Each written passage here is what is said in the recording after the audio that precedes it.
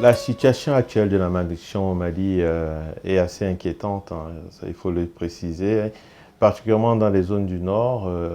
La dernière enquête SMART, publiée en septembre 2022, donnait des chiffres de malnutrition aiguë globale et aiguë sévère qui dépassent les taux de l'OMS. Dans la zone de Koutchala, où nous intervenons, nous avons, selon une enquête faite en juillet 2022, enquête multi-indicateur, avec le concours d'Épicentre, nous avons atteint des taux de malnutrition aiguë globale qui dépassent 11 points et de malnutrition aiguë sévère autour de 2,57, qui dépassent aussi les taux OMS. Voilà. Les conséquences de la malnutrition chez les enfants se déclinent en plusieurs facteurs. Sur le plan médical, il y a la survenue des infections, la baisse d'immunité. Sur le plan psycho-émotionnel, il y a également des risques d'irritabilité. Il y a le retard sur le plan de développement cérébral, mais également le retard psychomoteur. Et il faut préciser que quand l'enfant est exposé à la malnutrition à un âge très bas, ces conséquences peuvent être irréversibles. Et parmi le panel de solutions qu'on a, on a bien évidemment les solutions médicales, nutritionnelles, mais avec Stimnut, on arrive à avoir des solutions sur le plan psycho-affectif, psycho-émotionnel, qui permettent effectivement d'avoir de meilleurs résultats par rapport à la prise en charge de la malnutrition. En plus du traitement nutritionnel standard, les mamans d'enfants sévèrement malnutris sont invitées à des sessions de stimulation psychosociale dispensées par une travailleuse psychosociale avec laquelle elles explorent les stratégies et moyens pour stimuler leur enfant. On a 5 thématiques discutées lors des sessions, dont la première est l'accueil de la famille. Les autres sessions, les différentes sessions sont abordées de façon préférentielle par rapport aux besoins de la maman, soit sur l'allaitement et l'alimentation de l'enfant, soit les besoins de relaxation, massage, bain et sommeil de l'enfant.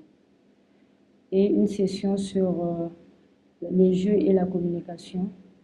Et la dernière session, c'est une session de partage en famille. À l'issue de chaque session, la mère est appelée à pratiquer les connaissances apprises lors des différentes sessions à la maison avec son enfant afin de stimuler cet enfant. L'objectif de ces sessions, c'est aider ces mamans à créer un lien affectif ou à renforcer ce lien entre l'enfant et elle, afin que l'enfant puisse avoir une meilleure réhabilitation durable après l'état de malnutrition.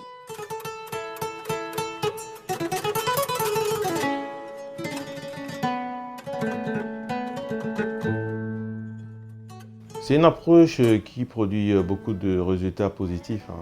L'un des premiers résultats, c'était véritablement cette collaboration avec les ministères de la Santé et les autres partenaires dans la lutte contre la malnutrition. Une collaboration qui s'est très bien passée.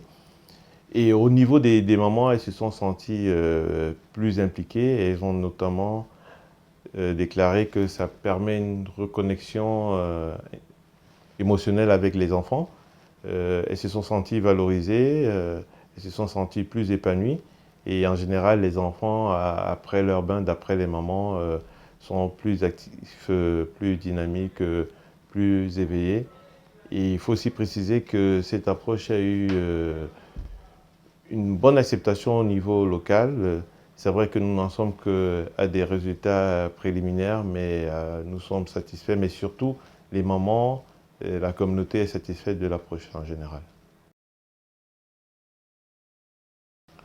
Les prochaines étapes de l'étude, déjà au niveau de Koutiala, ce serait vraiment effectivement de développer ce qui était comme acquis au niveau de l'hôpital, mais également dans les différentes communautés, au niveau des familles, en impliquant pas seulement les mamans, mais également les papas et les autres membres de la famille, en impliquant les chefs des villages et les différentes communautés.